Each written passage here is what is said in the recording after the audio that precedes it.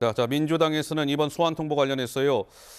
윤석열 정치검찰의 사생결단 정치 쇼다.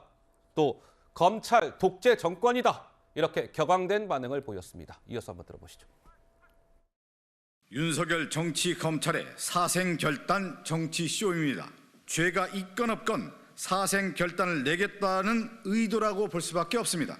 엿새 전 소환은 예행 연습이었습니까? 이번 설 밥상에 윤석열 정권의 치부와 실정이 올라올까 봐 전전긍긍하며 야당 대표 망신주기를 넘어 악마화에 여념없는 모습입니다. 권력의 입맛에 맞춰 검찰이 수사권을 조자룡 헝칼 쓰듯 남용하는 윤석열 정권은 헌정사에 유례없는 무도한 검찰 독재 정권입니다.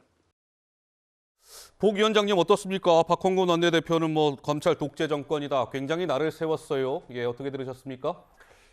정치를 검찰이 하고 있는 상황 아니겠습니까? 어허, 예. 이재명 대표한테 한 60명 정도의 검사가 매달려 있고 전임 정부 수사하는데 한 70명 정도 검사가 매달려 있고 실제 수사할 수 있는 대한민국 검사의 한 10% 정도가 결국은 정치 보복성이 오해가 될 수 있는 부분에 대한 수사를 하고 있단 말이죠.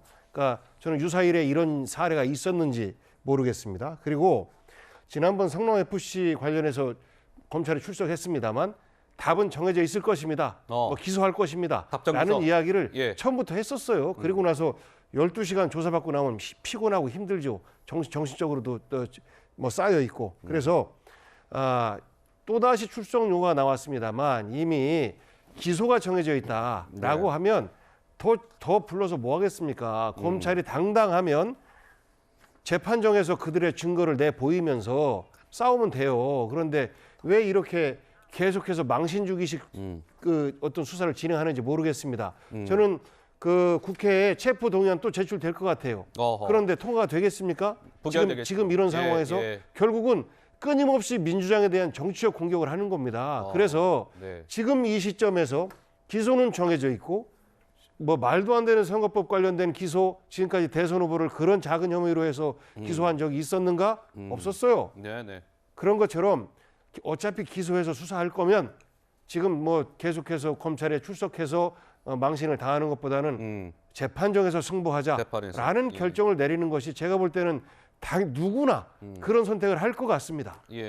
아니 근데 사실관계를 분명히 해야 되는데 이거는 민주당 욕보이기가 아니고요. 이재명 대표 개인에 대한 겁니다. 대장동 사건이 민주당이 저지른 겁니까?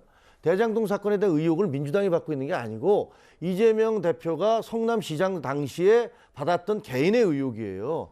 그러니까 민주당 전체가 나서서 대변인에게 물어봐라. 저는 대변인 민주당 대변인이지 그게 이재명 대표의 개인 변호인입니까? 제가 보기에는 그냥 개인 변호사를 선임을 하셔서 변호사가 말씀을 하시면 맞지 민주당 전체가 나서서 지금 이재명 대표가 과거에 저질렀던 성남시장 때 저질렀던 저 부분을 다 방어하고 나서는 것은 말이 되지 않고요. 그리고 이렇게 작은 사건이라고 말씀하셨지만 대장동 사건이나 백현동 사건이 어떻게 작은 사건이에요. 이거는 정말 당근인의 최대 비리라고 하는데. 예를 들었으니까 확대하지 마시고요. 알겠습니다.